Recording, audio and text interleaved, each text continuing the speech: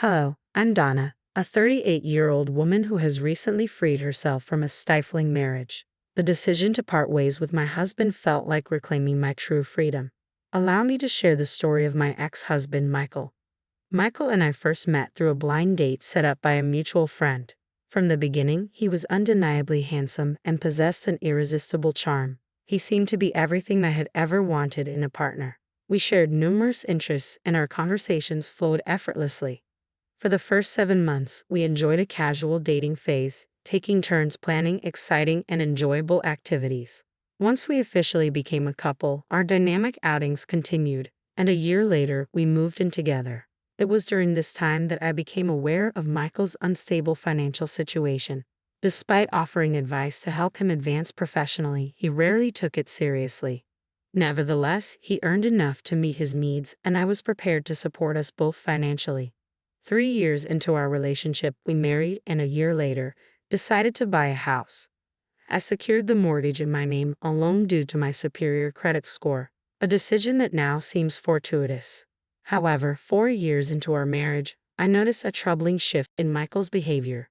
He became increasingly demanding and stopped contributing to household chores, claiming to be too busy with work.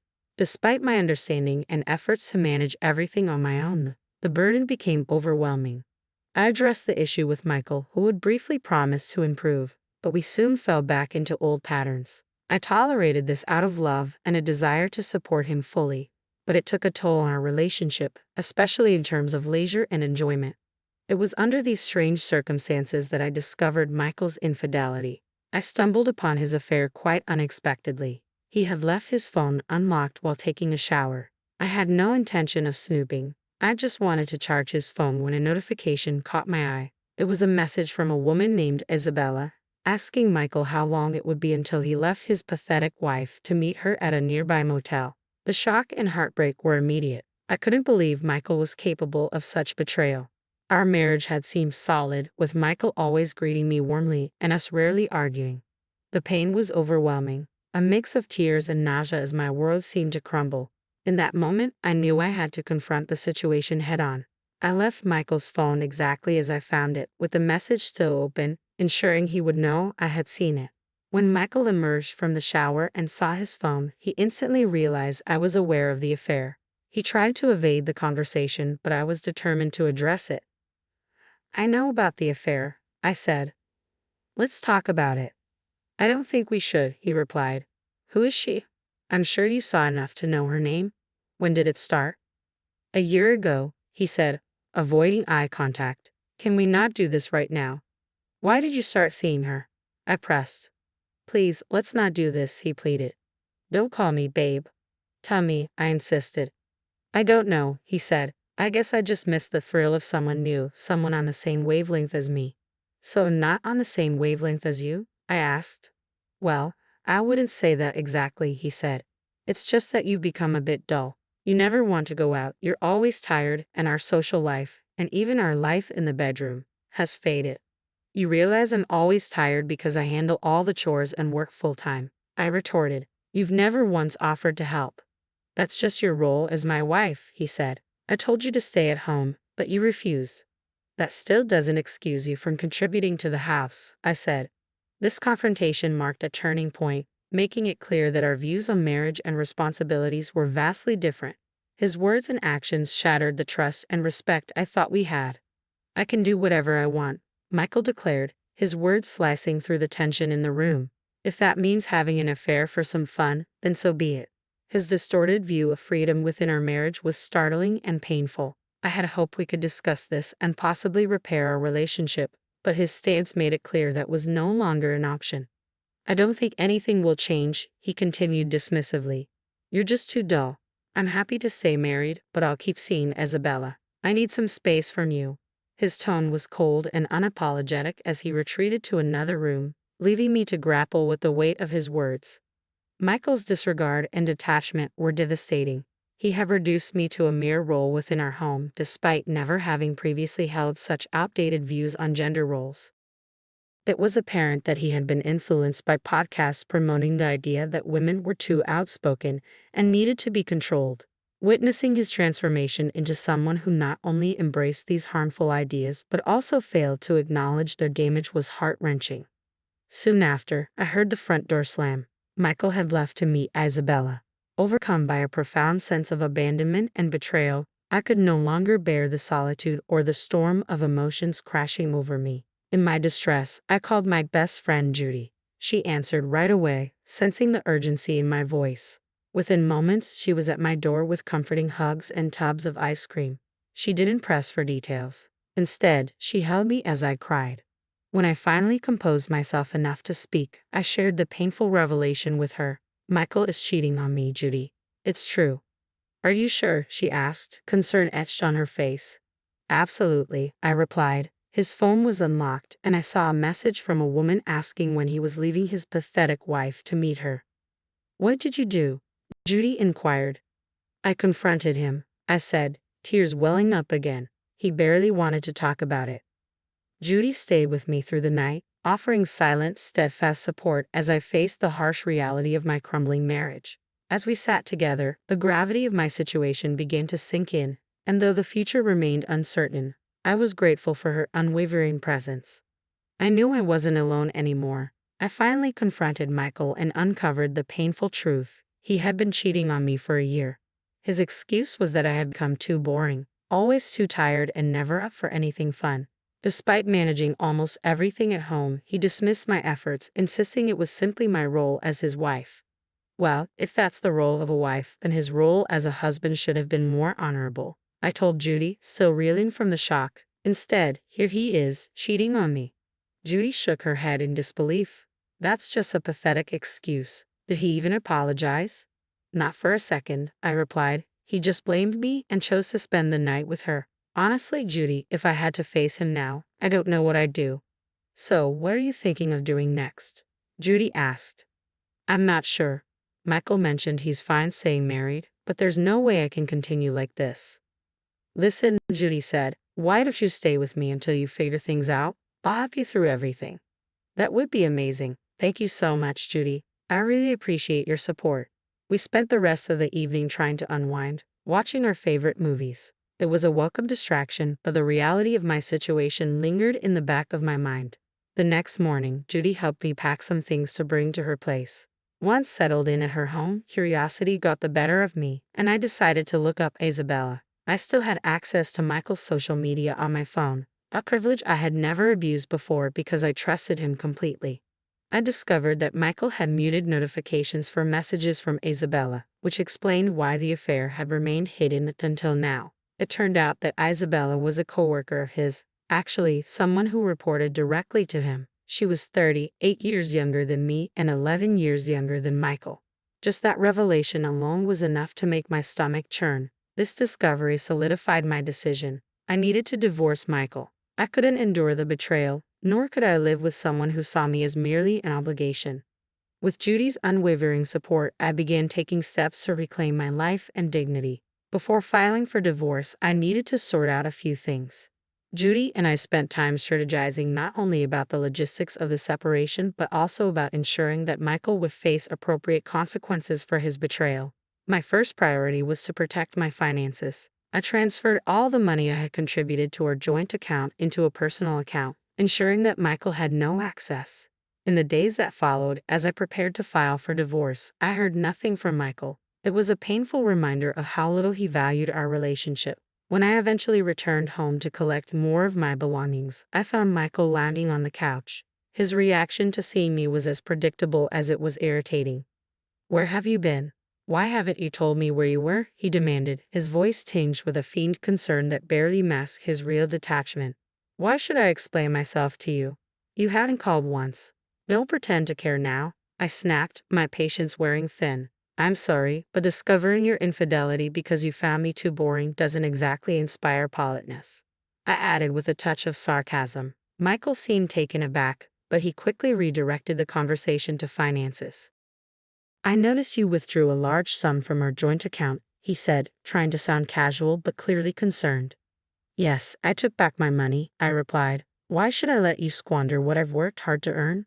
He frowned and said, "What do you think you're doing? You need to put that money back." "Or what?" I challenged. Are you going to kick me out, move in with Isabella, and have your sister take my place here? I couldn't help but laugh at the absurdity of his threats. Put the money back in 3 hours, or I'll make sure everything changes by tomorrow, he said, his tone growing menacing. I responded with silence, walking past him to our room. I quickly packed up the rest of my clothes and essentials, leaving him to stew in his frustration. Back at Judy's place, I recounted the entire encounter. Judy was furious on my behalf and insisted we consult the lawyer immediately. Fortunately, she knew someone who could help. We met with her lawyer friend, who first asked about the house. I explained that both the mortgage and the house title were in my name alone, a result of my well-paying job in a niche field. This detail was crucial as it meant I had significant leverage in the upcoming legal proceedings. With Judy's support and the lawyer's guidance, I felt better prepared to face the challenges ahead. Since I earned significantly more than Michael, it made sense for me to handle the mortgage and purchase the house, establishing it entirely in my name. This financial arrangement was straightforward and practical given our respective incomes. I had also taken care of everything the house needed. When I consulted with my lawyer about the impending divorce, he reassured me that the house would legally remain in my name, which lifted a weight off my shoulders. He also explained that if Michael's sister, Karen, moved in without my consent.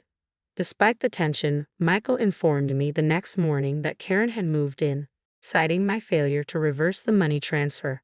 I kept the conversation brief, which only fueled his anger. He ended the call abruptly. Following my lawyer's advice, I began recording all conversations with Michael to maintain a reliable record for potential court use.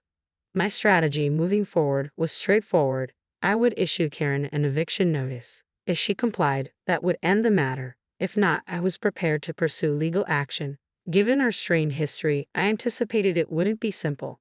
Karen had always shown a peculiar hostility towards me, frequently trying to overshadow me in petty ways. She even attempted to disrupt our wedding and competed with me over trivial matters. Our relationship had deteriorated to the point where I had to limit contact with her. Michael, overly protective and indulgent toward his sister, often placed me in uncomfortable positions. Karen's resentment grew when she realized she couldn't outshine me, leading her to steal from our home during her visits. I would notice missing items, designer clothes, shoes, and skincare products. Michael urged me to overlook these incidents, rationalizing that Karen's frugal lifestyle justified her taking some luxuries. I strongly disagreed and eventually banned her from visiting our home altogether. Although neither Michael nor Karen was pleased with this decision, Michael was powerless to challenge it due to the legal standings and my control over the property. Determined to protect my interests and ensure a fair resolution to our marital breakdown, I was ready to stand my ground. Having had enough of Karen's antics and theft, I explained the extent of her actions to Michael. He understood that the damage was significant, but Karen continued to provoke me. One day, she called to gloat. "Hello, Donna. Guess where I am right now?" I remained calm. "Michael told me you've moved in." "That's right," she boasted. "I have this huge, glorious house all to myself, something you don't." "I still do have the house," I replied. "I've already sent an eviction notice your way, and you have 4 days to move out." She laughed derisively. "An eviction notice from you? Like I'm going to follow through with that. This is my brother's house, and he told me I can stay here, so I will." "It's not his house, Karen," I said firmly. "Regardless of what Michael told you, the legal documents show that the property is mine." Yeah, marital property or whatever, but he has all the power here," she insisted, misunderstanding the situation. "He decided this was the best thing to do." "You really can't stop talking, can you?" she snapped, trying to hurt me further. "I see why my brother chose someone else." "Fine," I said. "I have nothing more to say. Goodbye." I ended the call, but not before hearing Karen's spiteful laughter. If she didn't vacate within the 4-day deadline, I was fully prepared to take her to court. I had all the legal backing I needed. Unsurprisingly, Karen informed Michael of our conversation, and within an hour, he called me enraged. He questioned my audacity to issue an eviction notice. I chose not to respond to his anger. In the next 4 days, 2 significant events unfolded. First, I had the divorce papers served to Michael, and he shockingly decided to contest them. Second, Karen had still not moved out. True to my word, I had a court summons delivered to her. Legally, she was now considered a squatter. When Karen received the summons, she was visibly shocked to learn that the house was in my name, not her precious brother's. She confronted me, accusing me of trickery.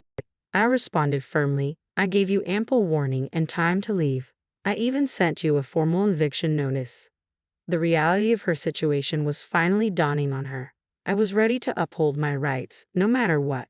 Karen's refusal to heed my warnings led her to face the consequences in court. My lawyer presented a solid case, including the eviction notice and recordings of phone calls where I repeatedly asked Karen to vacate the premises, which she blatantly refused. In my state, squatting was a serious offense, resulting in Karen being charged with a Class A misdemeanor. The look of utter defeat and humiliation on her face was deeply satisfying after enduring years of her antagonism.